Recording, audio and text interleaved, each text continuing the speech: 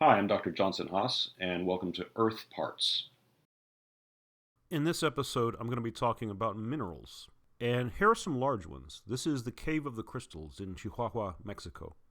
These are some of the largest crystals that we know of on Earth. They grew very slowly. They're made of a mineral called selenite, calcium sulfate, essentially gypsum, but in the form of large single crystal grains. These caves grew these crystals over the course of about 500,000 years by slow geochemical processes that allowed the crystals to grow undisturbed at a very low, slow rate, and thus they can grow to great size. Explorers have to wear suits to go down there because these caves are fairly deep and it's hot. They're just above an ancient magma chamber. And in fact, that's how the crystals grew in the first place. The crystals at Cave of the Crystals, Cueva de los Cristales, and its twin cave in the same system, Cave of the Swords, Cueva de las Espadas. These caves were dissolved from their host rock, not by rainwater from above with carbonic acid in it, but actually by water heated and driven up from below, above a magma chamber. And the water was filled with hydrogen sulfide, which came in contact with waters above and turned into sulfuric acid, essentially, sulfate, dissolving the caves, opening their courses, and then in parts of the caves where the diffusion of oxygen from above was very slow, the hydrogen sulfide would very slowly turn into sulfate and could grow crystals. These are examples of some of the most spectacular mineral samples on Earth inside these caves. But minerals make up the entire crust, and even though crystals normally aren't that large, they can be spectacular in their own right. So what is a mineral after all? How would you define what a mineral is? And a geologist has a very specific professional definition for what a mineral constitutes. Rocks are one thing, minerals are another thing, and I'll get to that. But a mineral is basically a naturally occurring inorganic solid, a species, a particular species of solid, with a particular ordered crystalline structure and a well-defined chemical composition. And there are several specific criteria that a mineral must possess for it to be considered that. A mineral must be naturally occurring. There's a lot of crystals that you can grow in the lab and a lot of artificial crystalline structures that can be produced, but a mineral specifically is a naturally occurring crystalline solid. Second, minerals are usually inorganic. There are a few exceptions, but for the most part, minerals are not made of organic material. So coal, petroleum, those are not minerals. Coal is a rock. Petroleum is not a rock, but it's not a mineral either. It's a naturally occurring material of its own right. Third, minerals are solid at room temperature. If it's a gas at room temperature or a liquid, it doesn't count to be a mineral. It has to be something that you can dig out of the ground. Under some circumstances, even the room temperature locally might be low or high. Whatever it is, this thing must occur in nature under the conditions where it is found in a solid state. Minerals are ordered. They have ordered crystalline structures. They have specific mineral lattice architectures. Minerals aren't just a jumble of random associated atoms, like randomly associated grains might make up a rock, a sedimentary rock, for example. A mineral is a grown crystal naturally produced, but it has a particular architecture that makes it a crystal, very ordered, very regular.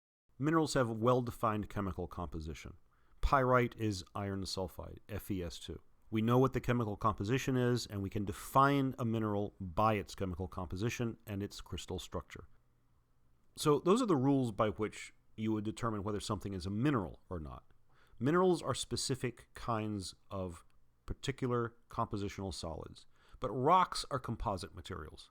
The term rock is a very general term, in fact. It's not very specific or technical. So if you're looking at a rock, what you're looking at, in most cases, is a collection of many types of minerals. There can be rocks, such as a very clean sandstone that is only made of one mineral, quartz, but that's fairly unusual. Most rocks are made of many kinds of minerals. Igneous rocks crystallize out into an assemblage of different minerals that form the mass of it, like this granite here, which is a rock that would have crystallized slowly deep in the earth. And it's now made of the results of that liquid crystallizing out into different physical types of solids. Quartz, sodium feldspar or albite-rich feldspar, biotite, a kind of black mica.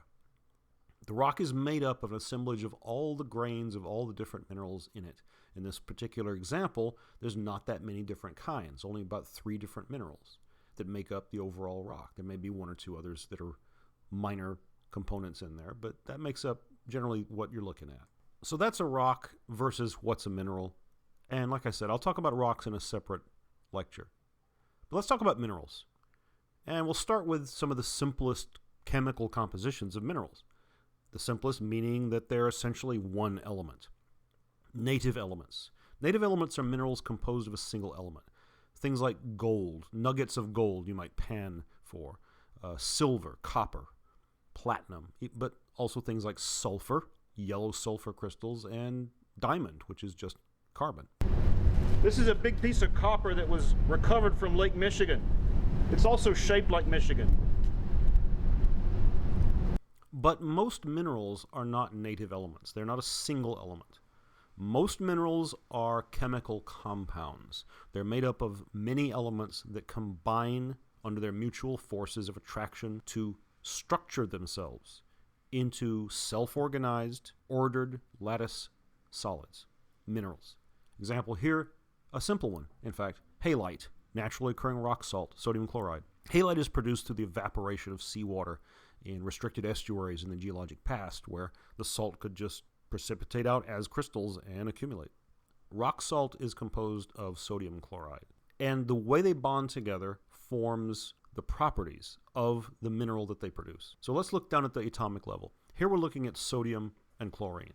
In each case, I've drawn them to be accurate to how many particles are in the nucleus, protons and neutrons, and I depict the different electron energy levels and the electron shells that you find around these atoms. But for chlorine, you have 7 electrons in its outermost shell, and that's not quite a filled shell. 8 electrons would be. Sodium, on the other hand, has 1 electron in that outer shell, where that's not very stable. Missing 1 out of 8 is not stable, and having 1 out of 8 is not stable. So what will tend to happen is these elements in nature would naturally react with each other. An electron would transfer over from the sodium to the chlorine, converting both of them. The chlorine into a chloride ion, negatively charged, but with a complete outer electron shell. Sodium, a positively charged ion, also with a complete outer electron shell by their opposite electrical charges. And so what can happen in solution, in seawater, for example, as it's drying in a hot, arid environment, is the water evaporates away and the sodium chloride concentrates more and more until it finally begins to precipitate out. The sodium and the chloride linking together to form solid NaCl, sodium chloride. They have formed an ionic bond. Ions of opposite charge, they're attracted to each other electrostatically, and they click together more or less like magnets would. So an ionic bond is, or can be, fairly brittle, and most minerals that make up the crust and the mantle of our planet are actually ionic compounds for the most part. Not entirely, because the bonds can have various characters. Most minerals are mostly ionic, like halite, like rock salt. And when you build ionic structures, also the thing to keep in mind is the shape of the crystal reflects the shape of the mineral lattice structure. The structure of sodium chloride is when you put a sodium and chloride together to make a neutral complex, those can slot together like bricks to make a crystal lattice, but they're going to make a particular shape based upon the geometry of how they link together. So in the case of sodium chloride, it's pretty simple. They link together to form these blocky cubic shapes down at the molecular level, and therefore the crystal reflects that overall geometry at the macro level. Most minerals are largely ionically bonded, but there are also, to some degree, a bit of covalency in some of these bonds. To remind you, covalent bonding is where 2 atoms essentially merge their electron valence shells to complete them. So in this case, hydrogen, each has 1 electron, but if you can combine 2 hydrogens, they can merge their electron fields to produce a filled s orbital, or a filled electron shell for that level for hydrogen. And so covalent bonding allows electron sharing. It's a very tight, close bond. It's very strong, not brittle like ionic bonding tends to be.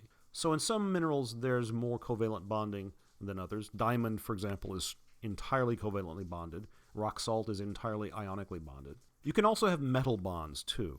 Metal bonds are very interesting because they differ from the other 2 that I've just mentioned. Metallic bonds form among atoms of native metal minerals, gold, silver, copper. The metal atoms in the lattice structure actually begin to share their valence electrons in a unique way. They essentially form a common pool of electrons that flows throughout the solid in response to whatever electrostatic pressure from electrical potential may be applied to the rock, but otherwise the electrons just sort of move around freely. It's called a metallic bond, and it produces a structure that is really quite malleable. Because the bonds are not specific rigid lattice bonds, we're not talking about an architecture made of Tinker Toys. We're talking about something that is much more able to flow, to be pounded into different shapes, and the bonds remain intact because the electrons are not uniquely bound to particular atoms. It's what allows metals to also not just be malleable, but to be very electrically conductive.